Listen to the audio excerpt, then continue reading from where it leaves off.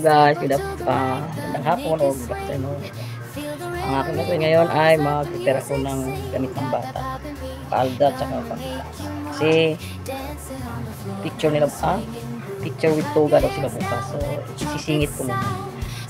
Laki ng bewang nito. Bewang nito is 28, gagawin kong 19. Malaki. Ang liit-liit ng magsusuot. Tingnan mo yan, kapayat-payat ng bata, pero lahat referent ko mula dito sa balikat, sa armhole, sa katawan at sa haba ng sleeve. Kapayat-payat ng bata. Kamali sila ng order. Kaya mag-order sa online talaga, hindi masusunod yung sukat. Gagawa natin ng paraan para magkasya dun sa bata na payat na maliit pa. Mga kalaki-laki. Mamaya tingnan nyo kung ano ang kinalabasan ng aking gagawin. Isa na natin ating pagre-repair.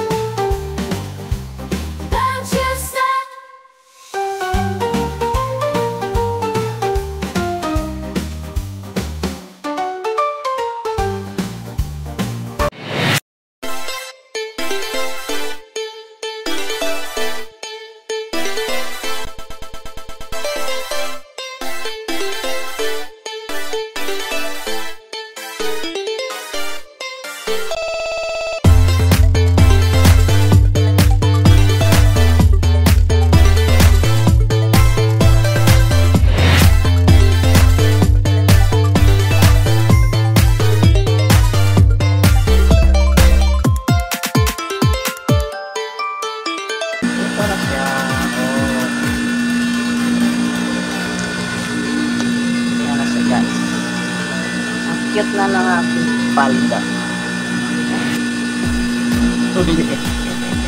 Kasi talagang payat ng bata.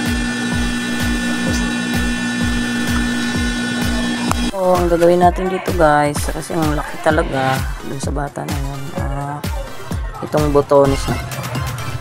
Kaya adjust ko siya para medyo sumikop. Magiging gano'n na siya. Palido ng botones, ibang layo. Dito na siya. Ayan ang button hole. Bago ko naman kukurtihan sa gilid kasi laki ng kilikili at mahabang manggas. So, ang gagawin ko ay tastasin ang manggas at kukurtihan dito sa may kilikili kasi bagsak ang kanyang shoulder.